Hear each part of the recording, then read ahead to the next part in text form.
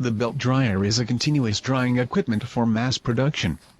It is used for drying flake, strip, granular and partial paste materials with good air permeability.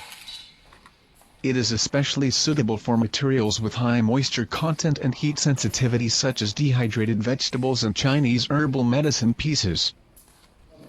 It has the advantages of high drying rate, high evaporation intensity, and good product quality.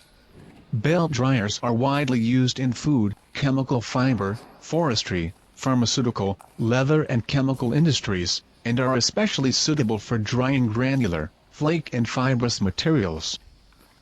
Under normal circumstances, the main body is a stainless steel mesh belt with a penetration rate of about 70, and the hot air flow penetrates the material almost vertically, so the heat exchange is relatively sufficient. The air medium is divided into upper, middle and lower layers to contact the materials, and the upper layer is the high-temperature airflow in contact with the materials with high moisture content, so that it can achieve the purpose of rapid dehydration. The middle layer is a medium-temperature airflow, so that the material can be dried in the later stage. After the airflow in this layer penetrates the material, the humidity of the air is quite low, so part of it is recycled and reused.